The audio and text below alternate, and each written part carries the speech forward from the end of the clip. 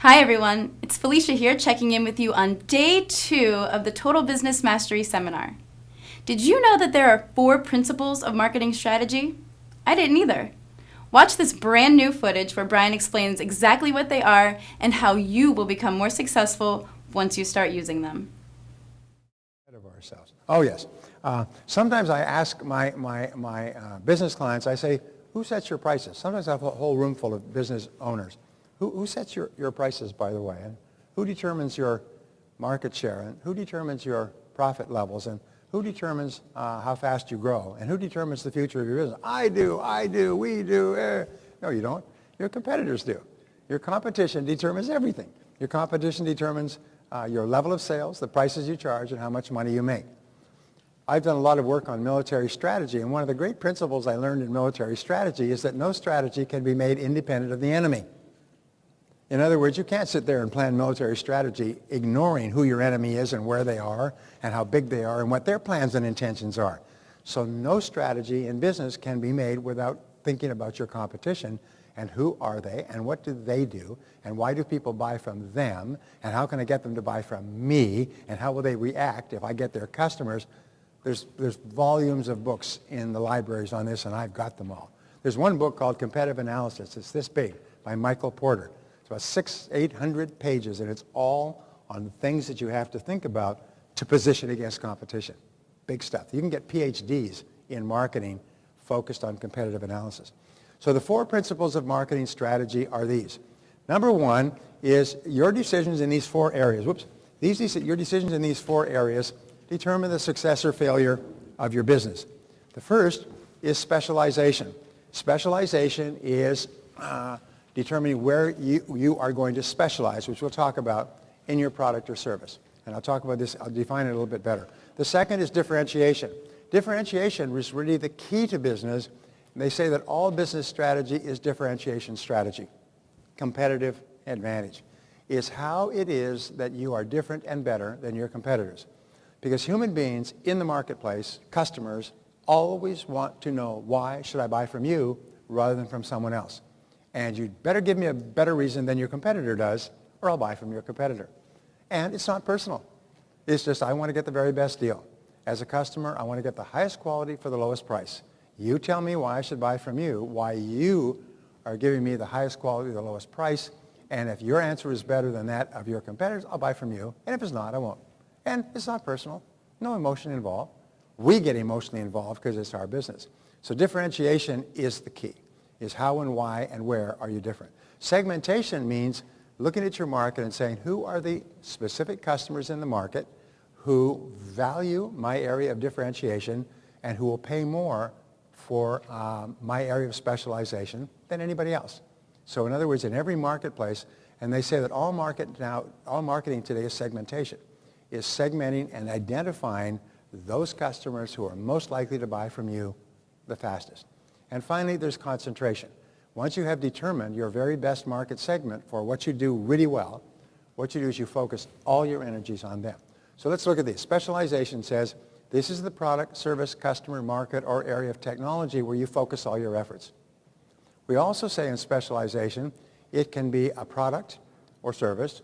It can be a particular customer that you want to serve, or it can be a particular market area that you want to work in. I'll give you an example. McDonald's. McDonald's customer is people who want to eat quickly, and they want cleanliness, efficiency, value, price, and pleasant surroundings. And so what they will do is they will offer every product that they possibly can for people who want to eat quickly, whether it's a salad or whether it's a shake or whether it's a type of coffee or whether it's, in other words, they're constantly looking for other products that they can offer to that customer who's in that market segment, which wants to eat quickly and efficiently. And they test continually. Very clear about that. So the next one is, look at that. Wow. Okay. And so differentiation is your competitive advantage, which you've heard me talk about, but you'll never hear me talk about too much. Because if you can identify and or create a competitive advantage and convey it to your customers, the dam will break. You can make more sales and more money in a year with a clear competitive advantage to your customers than you might make in a lifetime if your competitive advantage is unclear. So number two, it's your area of excellence or superiority. It's something that you do better than anybody else. And I sometimes joke, why is your product or service better? And they say, quality and service, quality and service, quality and service. We give quality and service. And people don't understand that that is only an answer if your competitors offer zero quality and zero service. In other words, other than that, it's not an answer. If a person says, well, you should buy from us because of our quality and service, they're saying, I do not have the slightest idea why anybody should buy from me. I'm a complete idiot, and I'm a danger to my company and probably to my whole society. So it's interesting when Steve Jobs looked at the BlackBerry, looked at all the cell phones that were out there, and he sat out with his engineers, and he said, I want a phone that you can activate with one button. They said it's impossible. All these other phones have all these other buttons you turn off and on. He said, I want a phone that you can activate with one button.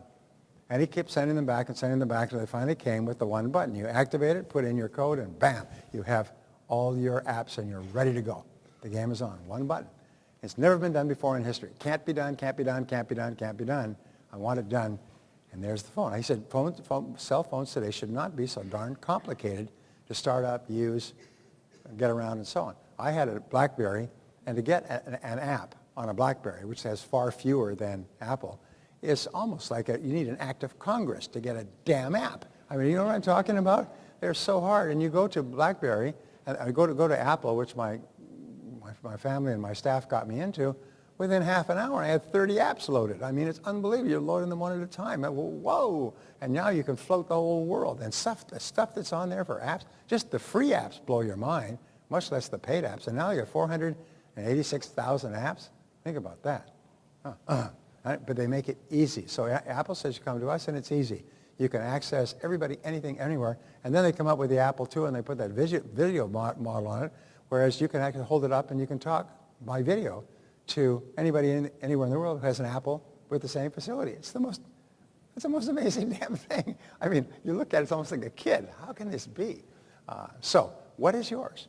And if you don't have it, you can't compete. But if you do have it, you sell 50 million sets and become the highest valued company in the world in 5 years if you can be really clear about an area of excellence that people want and will pay for.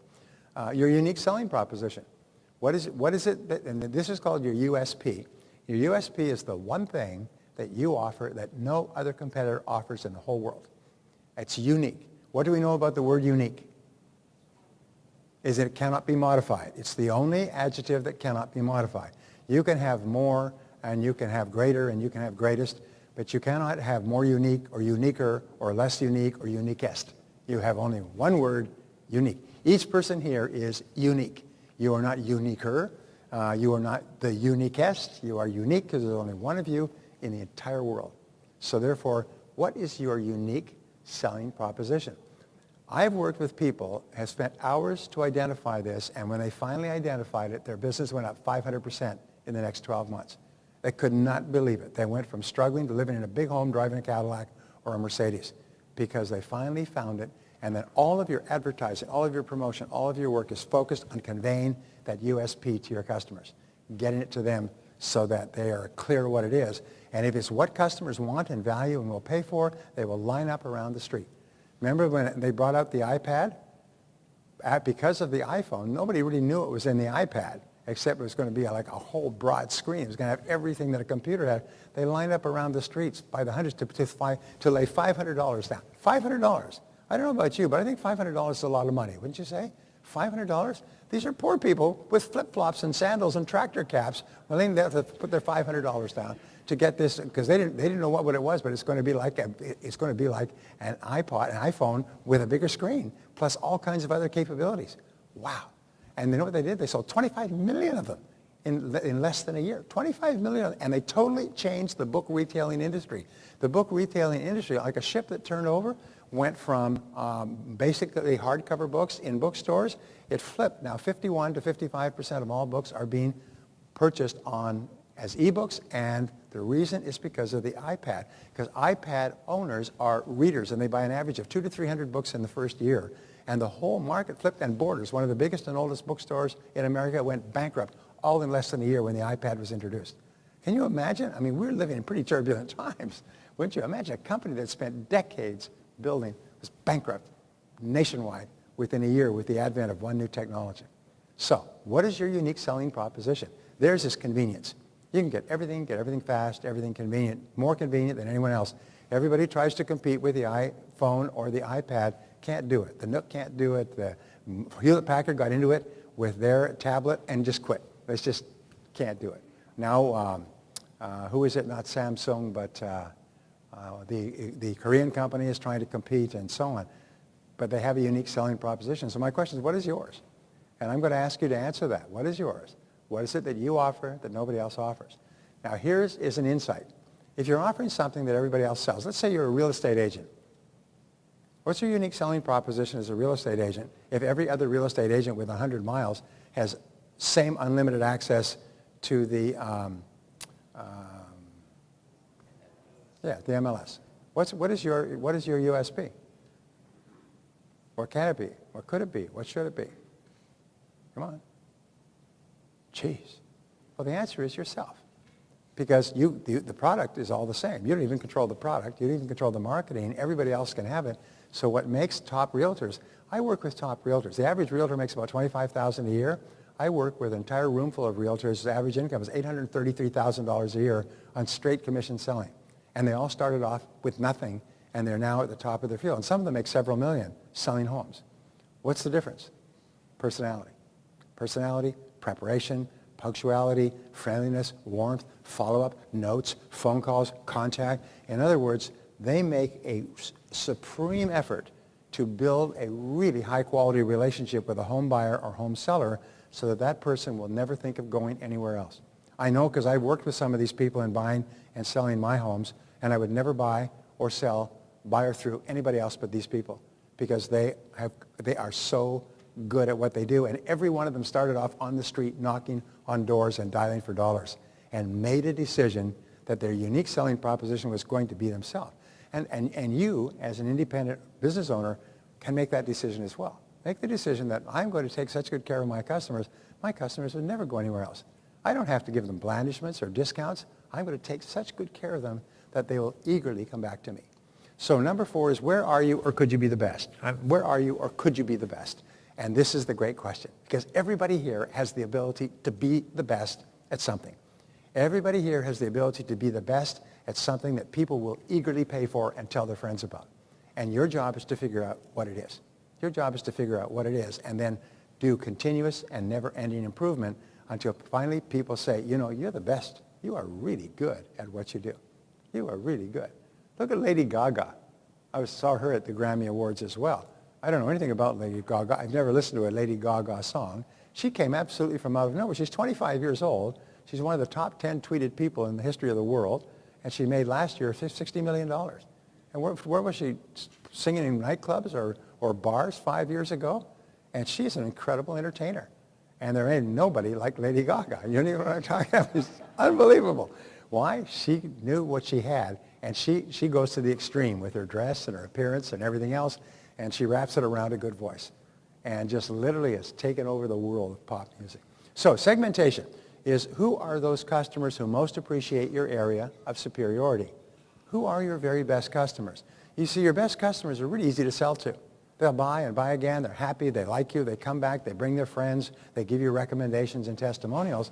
Whereas your worst customers, your customers from hell, you have to literally break your back to sell them anything. They complain all the time. They don't pay.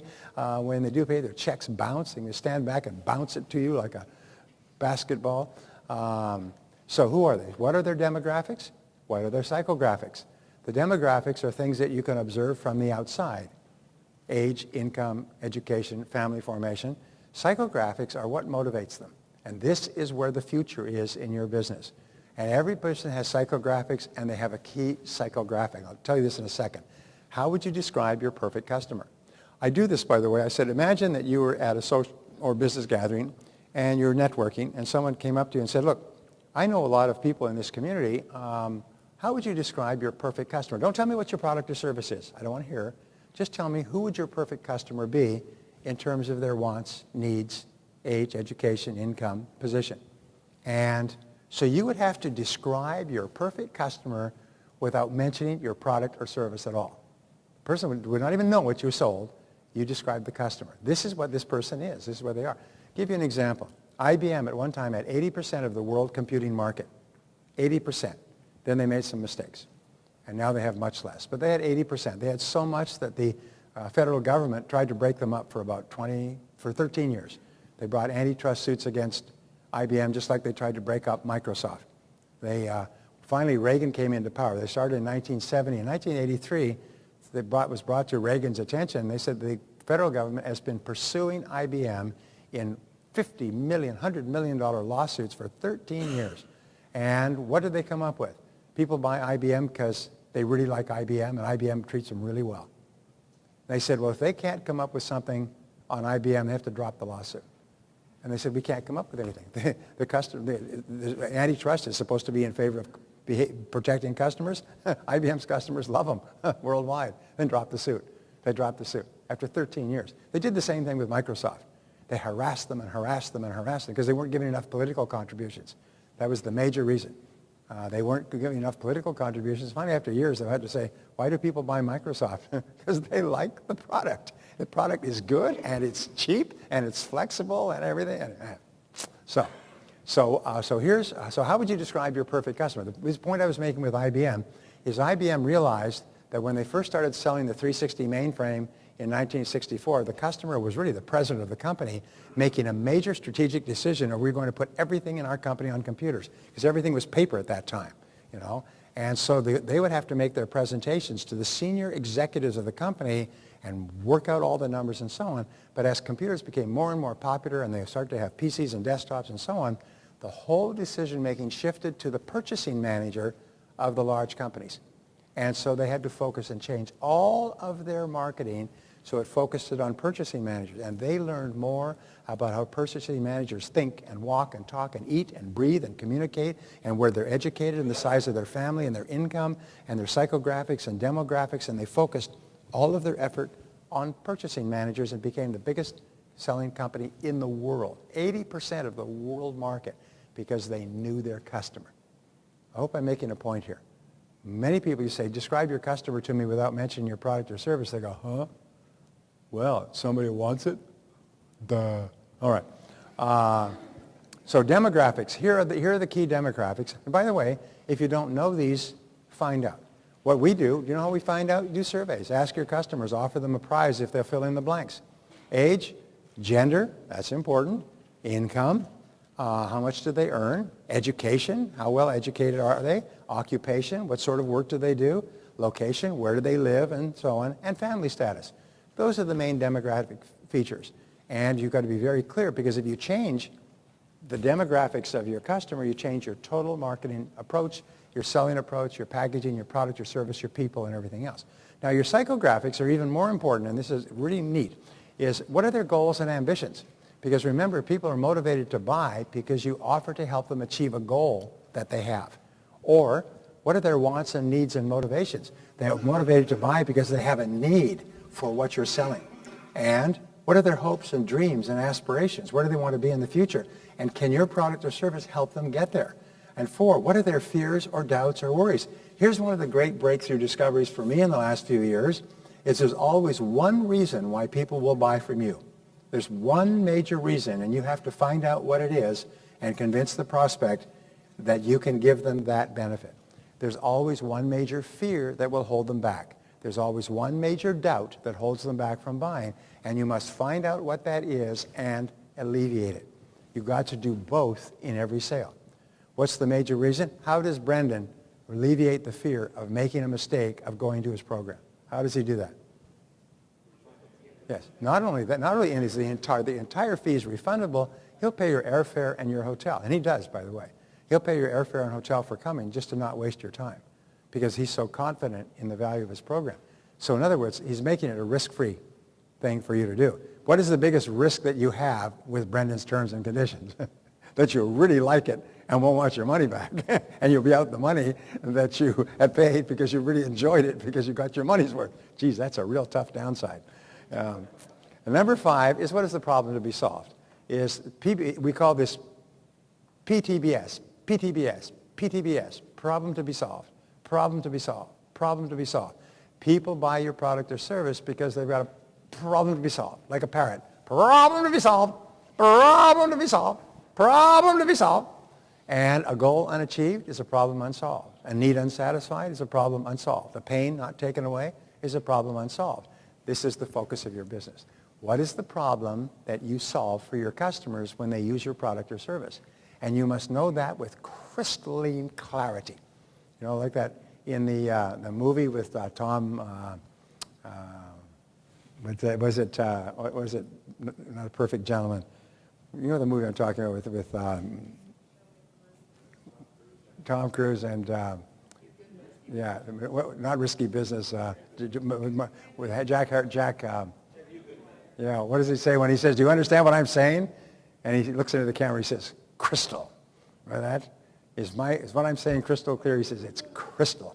Well, you must be crystal when you're clear, when you're thinking about what it is you do for your customer. And all your advertising, all your promotion, all your business is based around conveying that crystal to your customers so they understand crystal. You know how a cafe advertises on the side of the freeway or the highway? You're going down the road, you see a great big, it doesn't say mom and pop's best-selling meatloaf and family cooked food and come and visit us sometime. It says a big sign that says hungry, question mark. And the next one says turn at the next exit for the best food on the highway. In other words, they first of all get your attention because if you're hungry, what happens? Hungry. You'll see that. It's reciprocal. Your reticular activating system will see that. You'll see that word hungry. Now it's got your attention. The next sign is turn here for food. You want food? Turn now. Real simple. So concentration is the fourth part. Concentration is where you focus your time, money, and resources. Remember the old saying, 50% of my advertising is wasted, but I don't know which 50% it is. Well, maybe 80%, 90% of advertising and promotional dollars are wasted. And if you can just increase the efficiency of your advertising by focusing your message with greater clarity on your best customers, you can get 5 and 10 times the response per dollar of advertising that you were getting before. So what are the best possible ways to contact your ideal customer? And this is moving very quickly today. It's shifting all the time. Second of all, what are the best possible media for you to use? Most of you use the internet exhaustively, but the internet is only one method of communication, and it's still small relative to all the other forms of advertising and promotion. I have a friend who does $35 million a year with radio ads, 60 to 120-minute radio ads to get people to phone a number where then they are interviewed and then sold into another telephone call where they are introduced to a product which takes them to another telephone call. Does $35 million a year with radio ads. So there's all kinds of ways. Imagine if you could run an ad, 60 seconds, and how do you test an ad? We're working with one of the top companies in the country. They develop an ad, they narrate the ad, they are happy with the ad, and then they run the ad in a tiny market. A small town, they pay $5,000, get 50 spots, and see what kind of response rate they get. They will run the ads 5 days a week. They'll run one ad on Monday, one ad on Tuesday, Wednesday, Thursday, Friday, and 5 different ads, and they'll see which one causes the phones to ring.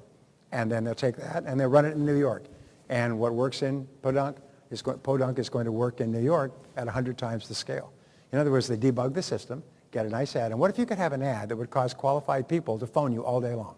Phone you and call you and say, please, please, please, sell me your product or service. I've got my credit card handy. Is that possible? Say yes. It's being done all the time. Do you ever listen to radio? Those people are not advertising for fun. They're advertising because they're making a lot of money doing it. Hi everyone! Thanks for tuning into your virtual Backstage Pass. You just watched Brian explain the 4 keys of marketing strategy. Which ones will you be implementing? We want you to share what you've learned with us, so make sure you leave us a comment below.